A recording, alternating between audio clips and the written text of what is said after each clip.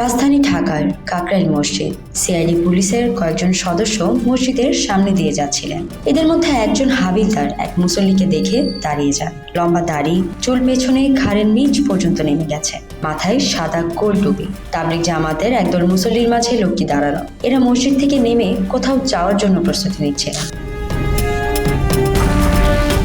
সিআইডির ওই হাবিলদার পকেট থেকে ভাঁজ করা পত্রিকার ছেঁড়া একটি কাগজ বের করলেন। একবার কাগজের দিকে, আরেকবার ওই লোকটির দিকে তাকাচ্ছিলেন বারবার। তিনি বুঝতে পারছেন না পত্রিকার ছবির মানুষটি তার সামনে দাঁড়ানো ব্যক্তিটি একই কিনা। ছবিতে দাড়ি গোঁফ নেই, চুল ছোট, কিন্তু বাস্তবে সন্দেহভাজন লোকটির চেহারায় সবই আছে। হাবিলদার এবার ভালো করে লোকটিকে দেখতে থাকেন। ঠিক সেই সময় ওই ব্যক্তির সঙ্গে তার চোখাচোখি হয়ে যায়। চোখাচোখি হতেই হাবিলদার শতভাগ নিশ্চিত এই ব্যক্তির ছবি নিয়েই তিনি ঘুরে বেড়াচ্ছেন। সঙ্গে সঙ্গেই তার সঙ্গীদের নিয়ে জাপটে ধরে ফেলেন আলখেল্লা পরা লোকটিকে। লোকটি চিৎকার করে মুসল্লিদের কাছে সাহায্য চাইতে থাকেন। মুসল্লিরাও এগিয়ে আসেন। পুলিশের দলটি তাদের পরিচয়পত্র দেখায়। লোকটির ছবি দেখিয়ে মুসল্লিদের বলেন, এই ব্যক্তি হচ্ছে বর্তমান সময়ের সবচেয়ে ভয়ঙ্কর খুনি। এর নাম তাজুল, যাকে কসাই তাজুল বলে সবাই চেনে। এই কথা শুনেই মুসল্লিরা পুলিশকে সাহায্য করেন। পুলিশের দল তাজুলকে মালিবাগ সিআইডি দফতরে নিয়ে যায়।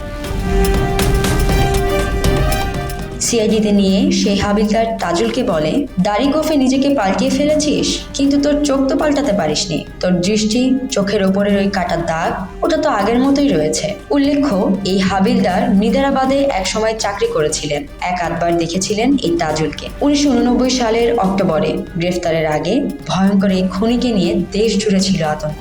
সরকারের ভেতরে বাইরে তোলপাড়। কোনোভাবেই পুলিশ তার নাগাল পাচ্ছিল না। পুলিশের ঘুম রীতিমতো হারাম।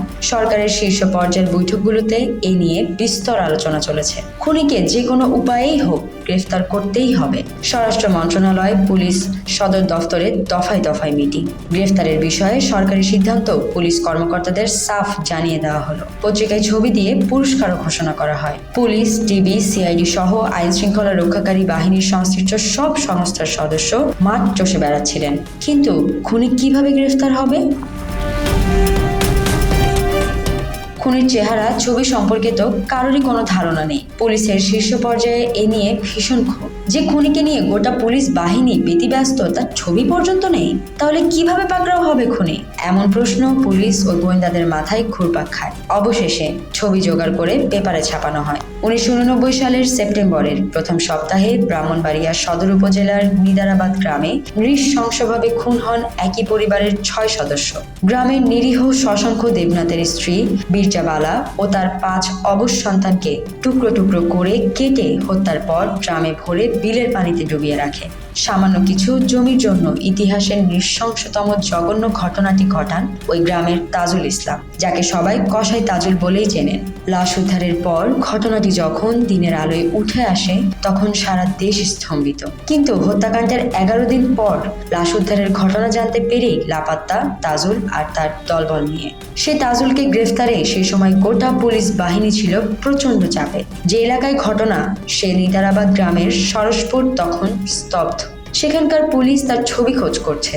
হঠাৎ স্থানীয় এক সাংবাদিক পুলিশকে জানান, তাজুল কৃষি ব্যাংকে অ্যাকাউন্ট খুলেছে, সেখানে ছবি থাকতে পারে। এ কথা শুনেই পুলিশ আর দেরি করেন, সেখানে গিয়ে পেয়েও যায় সেই ছবি।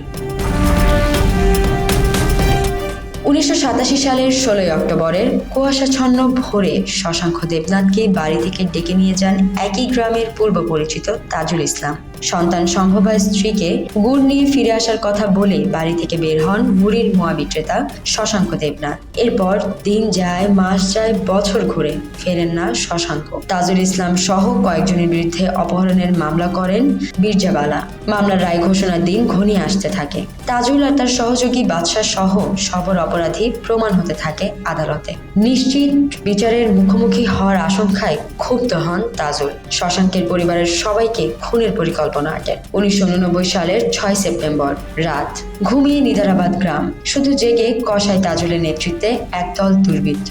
গভীর রাতে 30 থেকে 40 জনের ওই দুর্বৃত্তের দল হামলা চালান শশাঙ্কের পরিবারের উপর। জানালার লোহার রড ভেঙে ঘরে ঢুকে দুর্বৃত্তরা তাদের অস্ত্রের মুখে জিম্মি করে। তারা অপহরণ করে নিয়ে যায় শশাঙ্কের স্ত্রী বীরজা বালা, মেয়ে নিয়তি বালা, প্রণতি বালা, ছেলে সুভাষ দেবনাথ, সুপ্রসন্ন দেবনাথ সুমন ও 2 বছরের সুজন দেবনাথকে।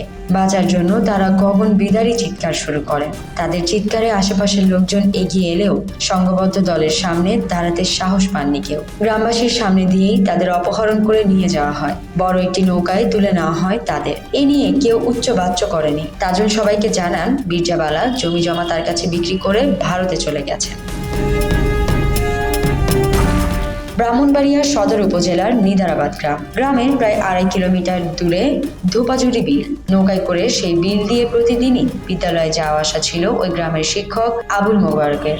একদিন বিকালে স্কুল থেকে ফেরার পথে বিলের পানিতে দুর্গন্ধযুক্ত তেল ভাসতে দেখেন। তিনি নৌকার গতিপথটা একটু ঘুরিয়ে নেন। হঠাৎ নৌকার তলদেশে কি একটা আটকে যাওয়ায় দুলে ওঠে তার নৌকা। এবার মাঝি বৈঠায় খটখট শব্দ। সন্দেহ হয় শিক্ষক আবুল মোবারকের। তার নির্দেশ মতো মাঝি বৈঠা দিয়ে পানির নিচে খোঁচাখুচি করতেই ভেসে ওঠে ড্রাম। তিনি ইউপি চেয়ারম্যান, মেম্বার ও এলাকার গণ্যমান্য ব্যক্তিদের খবর দেন। ড্রাম খুলতে সবাই স্তব্ধ। 3-3টা লাশ। সন্ধান চলে আরো, মিলেও যায় আরেকটি ড্রামে টুকরা টুকরা করে রাখা আরো 3 জনের লাশ।